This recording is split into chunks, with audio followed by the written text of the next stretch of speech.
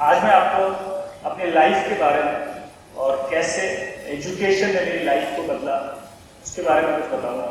लेकिन उससे पहले जो एक जनरल सवाल मेरे से लोग पूछते हैं, जहां भी मैं जाता हूं लोग पूछते हैं यार टीचर हो तो करते क्या हो, तो उनको मैं सिर्फ एक ही जवाब देता हूं कि सुंदर सुर सजाने को मैं साज बनाता हूं, नन्हे नन्हे परिंदों को मैं बाज बनाता हूं, चुपचाप सुनता हूं शिकायतें उनकी, तभी तो ये दुनिया बदलने की आवाज बनाता हूं। बनाए चाहे चांद पे कोई बुर्ज खलीफा, बनाए चाहे चांद पे कोई बुर्ज खलीफा, मैं तो कच्ची ईंटों से भी ताज बनाता हूं।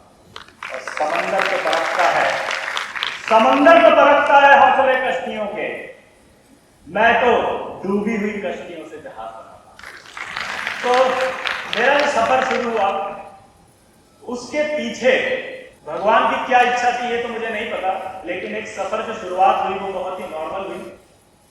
जिंदगी में जितने संघर्ष देने थे, जितनी परीक्षाएं लेनी थी शायद वो ली, क्योंकि जब मैं 8th क्लास में था तो मेरे फादर एक्सपायर हो गए एक्सीडेंट पे। मैं स्कूल के अंदर खेल रहा था और मेरे पास ये न्यूज आती है कि आपको घर बुलाया गया। घर जाकर के पता चला कि फादर के एक्सीडेंट में डेथ हो। वो एक ऐसा मोमेंट था जब एक छोटे बच्चे के मन में क्या चलता है वो सिर्फ मैं ही समझ सकता हूँ, वो वही समझ सकता है जिसके साथ ये गुजरा। उस दिन के बाद से वो बचपन शायद कहीं छिन सा गया। एक जिम्मेदारी का एहसास होने लगा, क्योंकि हमारे परिवार में सिर्फ मेरी माँ और 3 ब्रदर थे, मेरे 2 भाई छोटे थे। तो 8th क्लास से ही जिम्मेदारी का एक एहसास अपने मन के अंदर अपने आप होने लगा। और हमारा एक कल्चर ऐसा होता है कि कॉम्पिटिटिव एग्जाम्स आप क्लियर कर रहे हैं तो शायद आपके अंदर जो आपके परिवार के अंदर जो डेफिशिएंसी चल रही है या जो आप अचीव करना चाहते हैं वो आपको इजीली मिल जाता है। लेकिन भगवान ने शायद यहाँ पर भी साथ नहीं देने का सोचा और कॉम्पिटिटिव एग्जाम में क्लियर नहीं कर पाए। जब एक कॉम्पिटिटिव एग्जाम में आप क्लियर नहीं कर पाते ना, उस सिचुएशन को सिर्फ वही समझ सकता है, उस फेज को वही महसूस कर सकता है जिसके साथ ऐसा कुछ हुआ। हम चाहे कितना भी किसी को कन्विंस करें, हम चाहे कितना भी उसको मोटिवेट करें, लेकिन वो परिस्थिति सिर्फ वही समझता है। मेरे साथ भी सेम यही है। बहुत ही ज्यादा अंधकार हो गया, चारों तरफ डार्कनेस दिखाई देने लगी थी, लाइफ में कुछ बचा ही नहीं यार। मतलब क्या है, इतनी छोटी सी उम्र में पापा चले गए, कैसा मतलब लाइफ कैसी हो जाती है, कैसी लाइफ चलती है। उसके बाद ये जो एक मौका था ये छूट गया। लेकिन कहीं ना कहीं शायद कुछ और लिखा था, इसलिए मैंने सिर्फ अपने मन से, अपने आप से, अपने मन की सुनी और सोचा कि मुझे करना क्या चाहिए। अब मेरे पास कुछ था नहीं करने के लिए, तो मैंने सोचा करूं क्या। तो मैंने अपने अंदर सोचा, अपने आप से पूछा, तो मुझे लगा यार मैं अच्छा पढ़ा सकता हूँ। पता नहीं क्यों अंदर से आवाज, लेकिन मैं पढ़ा सकता हूँ। तो मैंने शुरू किया कि चलो पढ़ाते हैं। आप समझ सकते हैं कि फेलियर व्यक्ति को कोई पढ़ाने नहीं देता, पर मैंने सोचा मेरे को पढ़ाना है। मैं गया, मैं सीधा, मुझे पता लगा हमारी रिलेटिव है, उनकी एक बच्ची है, उसको पढ़ाना था। उसकी क्लास में 6 या 7 या 8। तो मैं गया वहां पर, मैंने कहा इसको पढ़ा दूंगा। तो मेरे को देख के ऐसा लगे तो पढ़ाएगा। वो जो मुस्कुराहट होती है ना, उसके पीछे का जो दर्द होता है वो वही समझ सकता है जिसके लिए मुस्कुराहट। एज ए चैलेंज मैंने उसको एक्सेप्ट किया और मैंने उनको बोला, मैंने कहा आप उससे मुझे पढ़ा लेगा और आप जो परसेंटेज इसकी एक्सेप्ट करेंगे, अगर वो नहीं आए तो मुझे पैसे मत दें। मैंने उसको पढ़ाया और उसके बाद उसकी जो परसेंटेज आई वो उनकी एक्सपेक्टेशन से ज्यादा थी। और इसके लिए मुझे पहली तनख्वाह 200 रुपए मिली। मेरी जिंदगी का पहला इन्वेस्टमेंट था 200 रुपए। वो 200 रुपए मेरे लिए 200 रुपए नहीं था, वो 200 रुपए मेरे लिए वो मोटिवेशन था कि मैं जो चाहता था वो मैंने सक्सेसफुली कर दिखाया। बात पैसे की नहीं थी, बात थी आपके पैशन की। तो जिंदगी में अगर कुछ अचीव करना होता है तो आपको सबसे पहले अपनी सुननी चाहिए और उस पैशन को फॉलो करना चाहिए। जब मैंने पढ़ाया तो उसके बाद आसपास के और भी लोग थे जो बच्चे, क्योंकि उन्हें ऐसा लगा कि ये अगर इतनी अच्छी परसेंटेज ला सकते हैं तो हम भी ला सकते हैं। तो एक छोटा सा होम ट्यूशन हुआ, ये कॉलेज की बात बता रहा हूँ। वहां पर मैंने अपना कोचिंग यानी कि ट्यूशन स्टार्ट किया एक तरह से, क्योंकि उस समय कोचिंग वर्ड नहीं होता था, ट्यूशन होता था। 4 बच्चे बिठा कर गया, वैसे टाइम खा करके पढ़ा।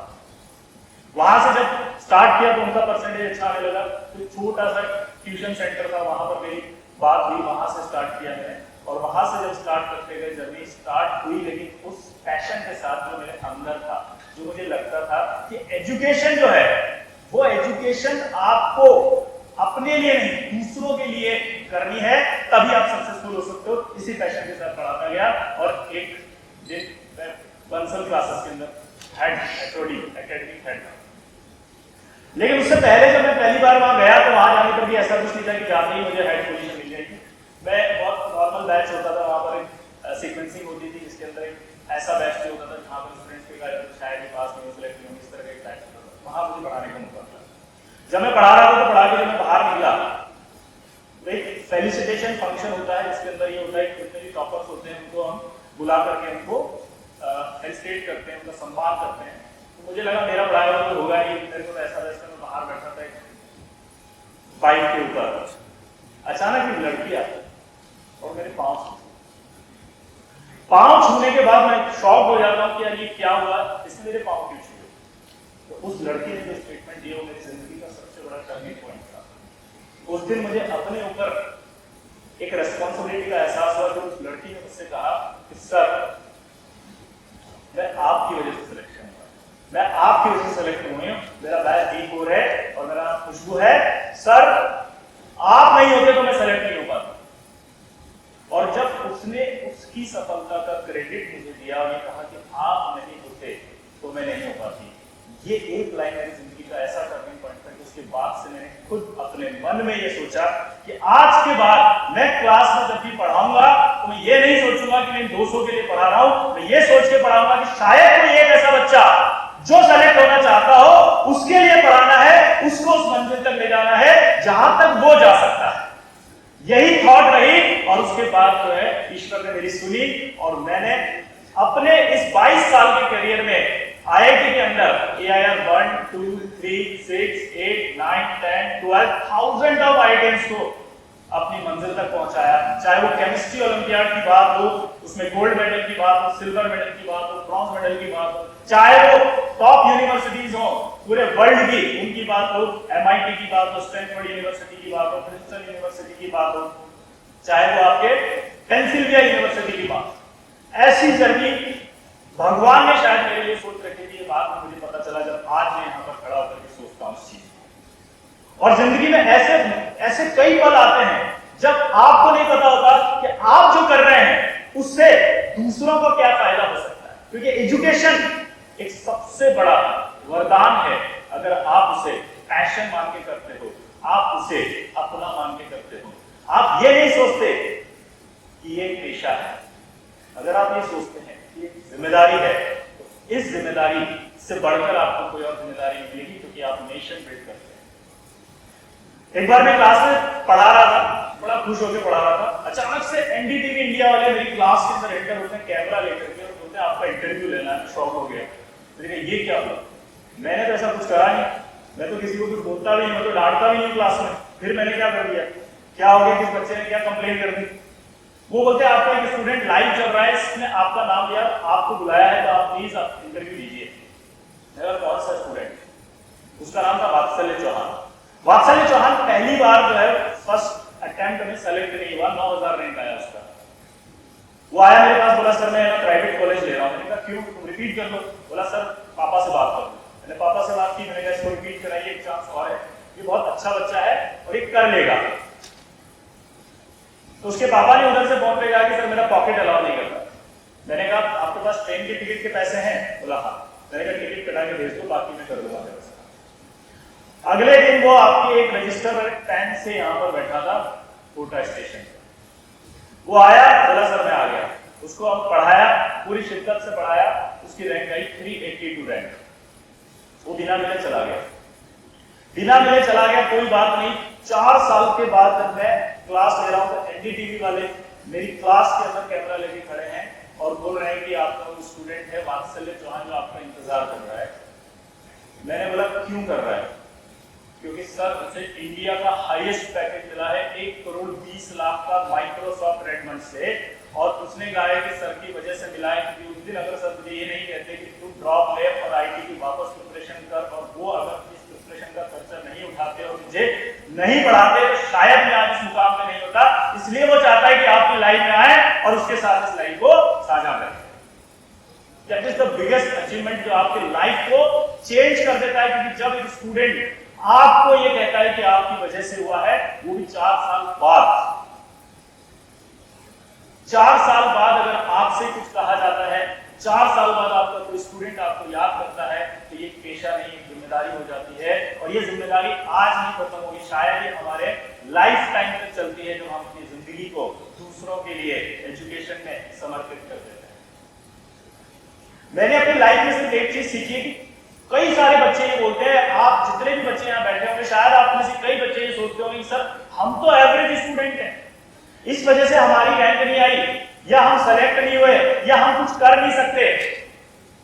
तो मैंने एक ही चीज सीखी अपने इस करियर के अंदर, जब से मैं पढ़ा रहा हूं, कि कोई भी स्टूडेंट एवरेज नहीं होता, उसकी पढ़ाई एवरेज होती है। आज अगर आप ये कहते हैं कि सर मैं एवरेज हूं, तो आप एवरेज नहीं है, आपकी पढ़ाई एवरेज है, या आपका वो टॉपिक एवरेज है, या आपका वो सेगमेंट एवरेज है। आप उस सेगमेंट पर अगर वर्क करेंगे, आप उसकी प्रैक्टिस करेंगे, आप उस पर मेहनत करेंगे, तो वो सेगमेंट भी आपका अच्छा हो जाएगा। तो बात यहां होती है प्रैक्टिस की, पैशन की। एजुकेशन जो है, वो एजुकेशन आप सिर्फ पढ़ाई के लिए यूज नहीं करें, आप अपने बिल्डिंग के लिए यूज करें, अपने आप को बिल्ड करने के लिए यूज करें, अपनी कमियों को दूर करने के लिए यूज करें। तो ये इंटेलिजेंसी और एवरेज दोनों का कॉन्सेप्ट खत्म हो जाएगा, क्योंकि कोई इंटेलिजेंट इस दुनिया में कोई टॉपर नहीं है। रामानुजन का नाम आपने सुना होगा, रामानुजन मैथमेटिशियन थे। अगर आपने उनकी बायोग्राफी पढ़ी है, देखी है, सुनी है, तो आपको पता होगा कि मैथ्स के अंदर उनके टॉप आते थे, लेकिन बाकी सब्जेक्ट में फेल होते थे। तो क्या वो एवरेज थे? नहीं, क्योंकि उनका पैशन था, वो मैथमेटिक्स पैशन था, इसलिए दूसरे सब्जेक्ट में उन्होंने ध्यान नहीं दिया। तो वो अपने पैशन को फॉलो करते थे, इसलिए वो इंटेलिजेंट थे। तो आपको भी अपने पैशन को फॉलो करना है, आपको अपने बारे में, अपनी बारे में सोचते हुए, अपने एजुकेशन को ध्यान में रखते हुए, अपने पैशन को एजुकेशन से कनेक्ट करके पूरा करना है।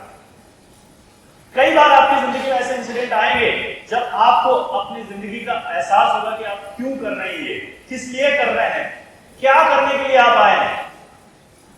कई सारे इंसिडेंट्स मेरी लाइफ में ऐसे आते हैं जिसके अंदर मुझे लगता है कि यार अभी जब भी स्टार्ट ही हुई है।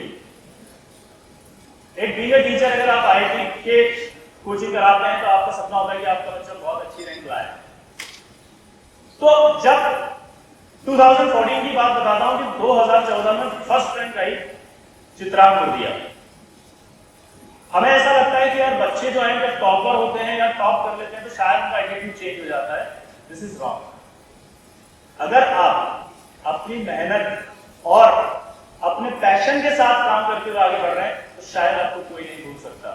ये एक इंसिडेंट ऐसा था मेरी लाइफ का कि जब उसकी फर्स्ट रैंक आई तो पूरा मीडिया कवरेज उसके पास, पूरा मतलब लाइमलाइट जिसे कहते हैं, सब उसके पास, उसके पेरेंट्स, उसकी फैमिली, सब लोग।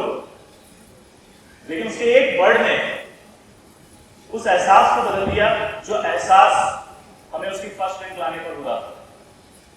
क्योंकि उसने जो कहा वो ये कहा कि पेरेंट्स को कि पापा मम्मी आप अपने होटल के रूम में रहिएगा, आप नीचे मत आइएगा, जब मेरा रिजल्ट डिक्लेयर हो तो मैं उस पल को अपने टीचर्स के साथ सेलिब्रेट करना चाहता हूं जिन्होंने इतनी मेहनत करके मुझे आज इस मुकाम पर पहुंचाया। तो हम एक ब्रेकफास्ट जहां हॉल होता है वहां पर बैठे हैं और उस बच्चे का रिजल्ट क्लियर होता है। AIR 1 2014 से आती है, वहां पर IIT खड़गपुर के टीम का, IIT मुंबई की टीम का, सबके फोन आना शुरू होते हैं, कॉन्ग्रेचुलेशन। लेकिन वो उनसे ज्यादा हमारे साथ टाइम स्पेंड करना चाह रहा है और हमें क्रेडिट देते हुए पांव छू करके जब उसने बोला कि सर ये आपकी वजह से आई है, तो जिंदगी का ऐसा मोमेंट होता है ना कि आप सब कुछ भूल जाते हैं। आप अपने मन में सिर्फ एक चीज सोचते हैं कि यार अभी तो लाइफ शुरू हुई है और अभी तो हमें और आगे जाना है और लोगों के सपनों को पूरा करना है। जो मोटिवेशन आता है वो आपसे आता है। तो लाइफ में मुझे जो मोटिवेशन मिला वो यहीं से मिला। और जाते जाते मैं एक ही लाइन बोलूंगा जो मैंने अपनी लाइफ में सीखा कि education is not about success and failure, it is about only learning. Thank you.